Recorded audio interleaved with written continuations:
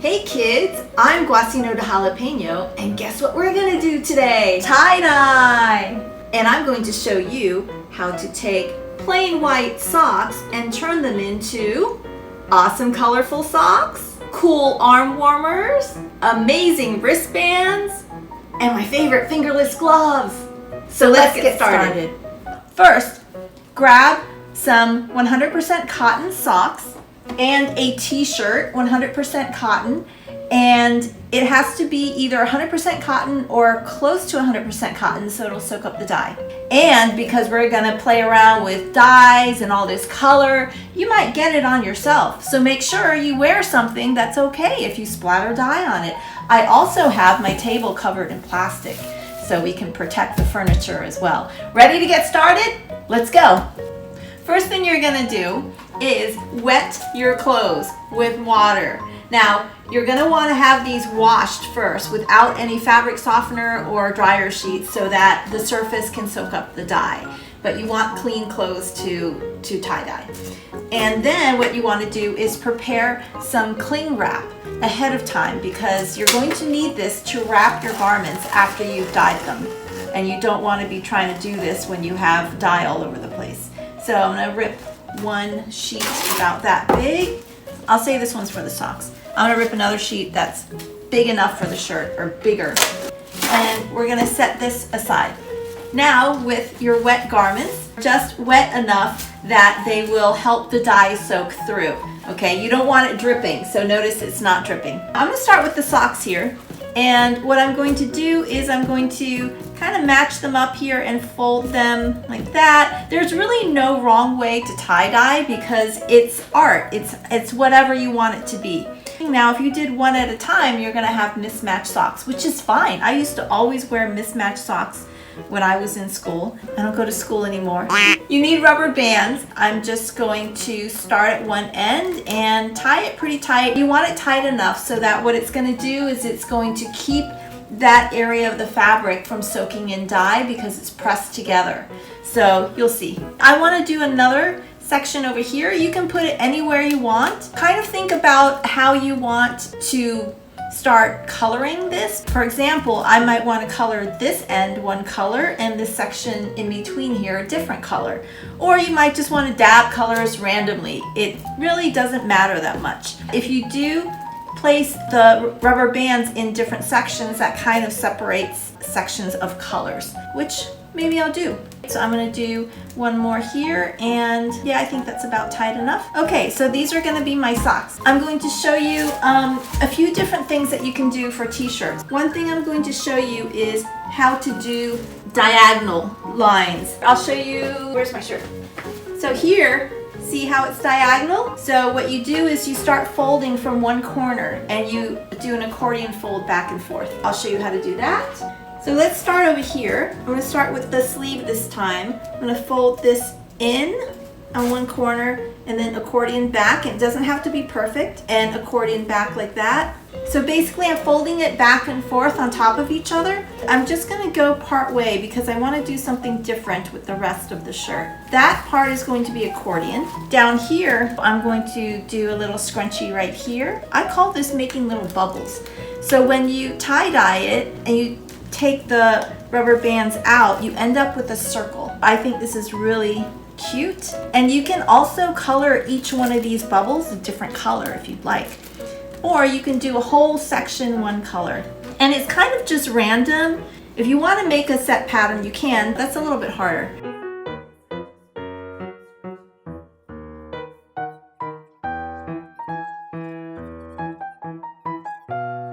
You can totally do bubbles all over your shirt if you want, and you can also do the diagonal folds all throughout the shirt if you'd like. That's what I did on the other shirt. I did the entire shirt that way. Over here, what I want to do is I just want to scrunch. This is a super easy tie-dye method of making different color patterns, is to just scrunch it together. So I have three things in one shirt here: the diagonal folds, the scrunch method, and what I call the bubble method. Now we're going to press this all together like that. Then we're going to rubber band them so that we have a pattern. Rubber band that end, and I'm going to rubber band this end because I need this the folds to stay together here. Now, usually I do each of these tie-dye patterns on a different shirt, but this is my first time doing it all on one shirt, so we'll see how it turns out, right? But it's all just one big experiment. I'm thinking that maybe the diagonal stripes might not be as distinct since we only did such a small section. There's that. And then I think I want to do maybe 2 more. And as I'm doing this, I'm thinking about how I'm going to put the dye on here. You know, do I want to do it in sections? Do I want to kind of splatter it here and there? What colors do I want to use? It's all very exciting. All right, I think I want to do 1 more just across this section here. Then we will mix the dye. There you go. Now you can do one style, one method, one pattern on the entire shirt. You can also spiral it, leave it like that when you dye it, or you can fold it. There's so many different things you can do. So that's what I want to do with that one. And now we're going to mix the dye.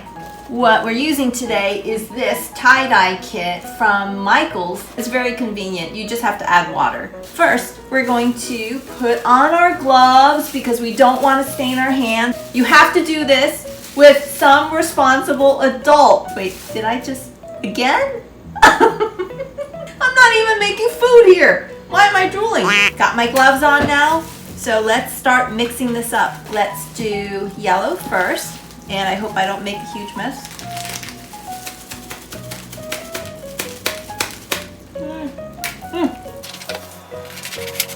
Now we're going to make a paper cone.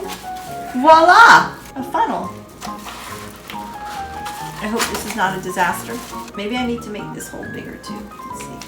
Oh no, it's going in. Did you know that this was a video on how to put dye inside a bottle? There we go. Look at that. I did it. Smart as a monkey. But now we have our yellow. Well, we still need to put water, but I will do that next.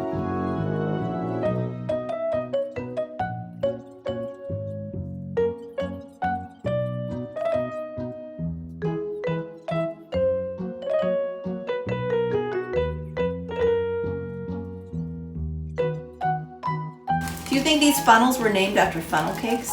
1 more. Purple. Purple going in. So you don't want to get this on anything else. So you want to make sure that you keep it all contained right here. Because if you get it on the floor, you're going to have to wipe it up so it doesn't color people's feet. They walk around the floor and their foot's purple.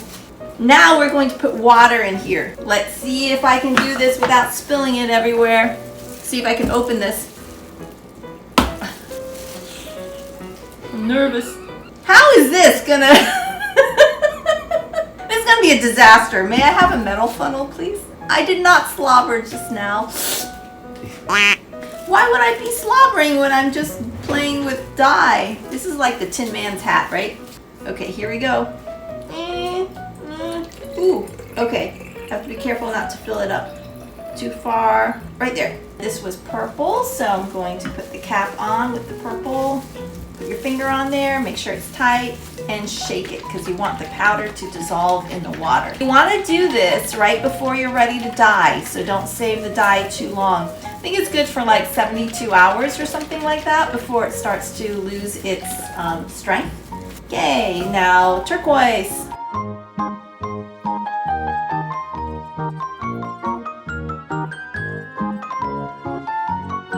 Oh my goodness. This is kind of cool. I somehow got powder and splatters. It's like little polka dots. I think that was the powder when I put the stuff over here. I like that. Happy little accident. Okay, then the final color. Ooh, look how bright that one is. It's a good thing it doesn't look like pee. And now we can color our stuff. All right, we have our socks here. We have the shirt here. I'm gonna try yellow over here. All right, so it's already coloring it.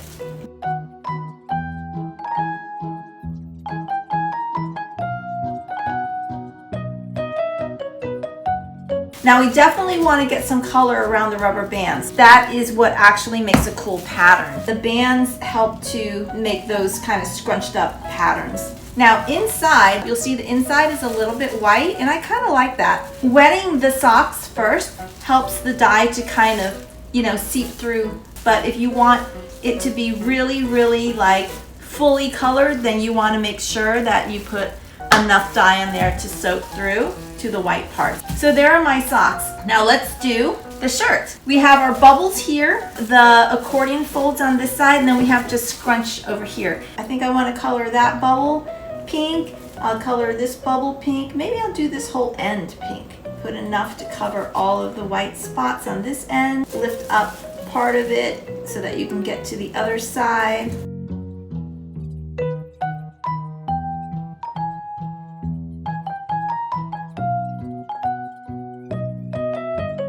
There's no wrong way to do this.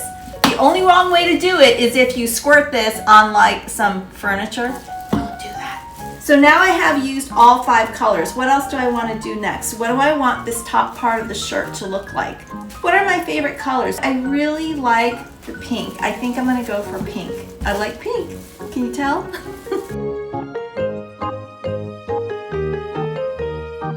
Ooh, and I'm going to squirt a little bit on the pink area so we get a little bit of a blended orange color. And look at this on the table. We've got pink and yellow and orange in the middle. So I'm going to soak up more of that. I think we're pretty set here on this shirt. I like that.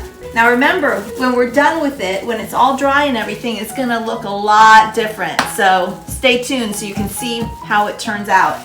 Now what we're going to do is we're going to put that in the saran wrap. This was my piece of cling wrap, which is clinging to itself. I'm going to use this one for the socks. Put it over the socks like that.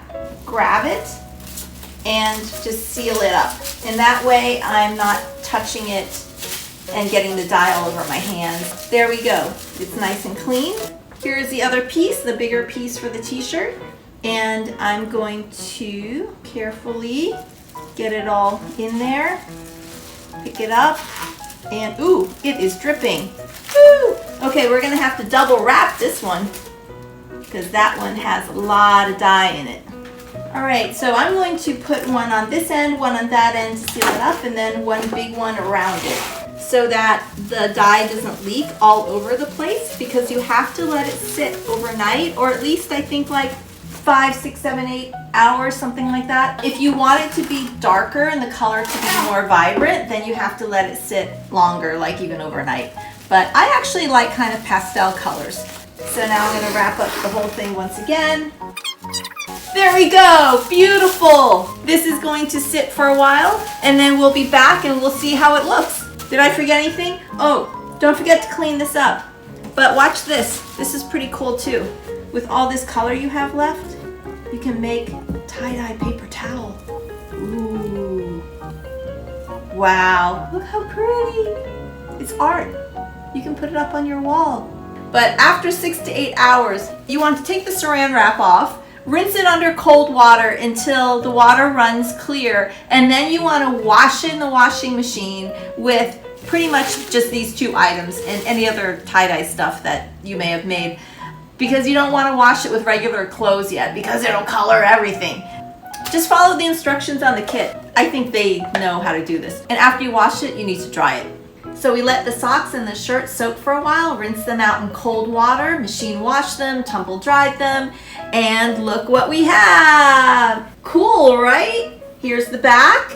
Remember how we did the diagonals? We started with the diagonals folding this way on this side. Well, that's why you have those lines going diagonally this way, and then we scrunched this side, and that ended up making a curve. So that was pretty interesting. And then the bottom part, remember we made the little bubbles, the scrunchies, what I call bubbles, and you can see they turned out like into circles down there. I love it. We also did the socks, and this is how the socks turned out. Cool, right? I made little spots of color, and that's how it turned out. You can wear these as socks, right?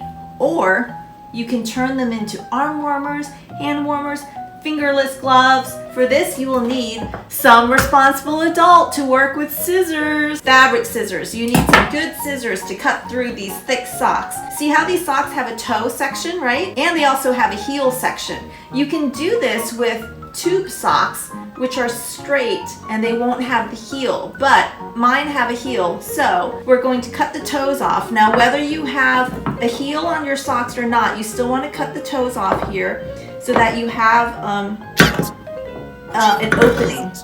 Okay, very carefully, just cut that right off. And you can see, you can kind of feel where the stitches are, the seam is in the toe section. You want to cut off that whole section at the front there and just cut straight across. Remember, some responsible adult has to do this. Now what you have is a hole straight through. Wait, can I see through here? Can you see my eyeball? Now you have arm warmers. Either end can go on your arm. I like to have the kind with the stitched off, the finished end on my hand. Now these have a heel, like I said. I just scrunched them up, but if your arm is small enough, this could probably fit on your elbow. Or if you use tube socks that are straight, you won't have that part. I love these. I think they're pretty awesome and they help to keep your arms warm. You can also turn them into hand warmers like I have here. I'm going to take this as a guide, and you just want to once again cut them straight across. You can make them a little bit longer, a little bit shorter. It doesn't really matter. Now we have that, and then I cut this little hole in it for my thumb, just slightly down from that ribbed section there. I just make a little tiny slit in it. Doesn't have to be big, just like 1/4 of an inch. And then when you pull it on, something really cool happens. Stick your thumb through that little slit and it fits. It's like one size fits all thumbs. There you have it. You have fingerless gloves now. That is one version. Now, you have this left, right? So the heel here, see, I just cut a slit in the heel. This part that sticks out, you just cut another little slit there. And that also becomes a spot for your thumb. But this is a little bit long, so I'm going to cut off this part here. And now, look at this. I've got a wristband, a sweatband, and that little slit I cut in this piece, the slit on the heel, for your thumb. See? And now you've got fingerless gloves that are shaped for your thumb. Out of one pair of socks, you can make gloves like this, fingerless gloves like this, a sweatband, wristband, or you can simply wear them as socks. I guess you could wear them as toeless socks now. Have your toes stick out the end. Keep them nice and cool. And of course you can wear this as an arm warmer like I showed you. So those are all the things you can make from white socks and a white t-shirt. We got this. How cool is that? I'm Goisineau de Jalapeño. Thanks for watching. Check back next time for more cool, fun videos. Thank you. Bye. I've squeezed. And now, well, there's a fly in here. The light went out. I have an itch in my throat. Ah, my eyelashes are like stuck together. Oh,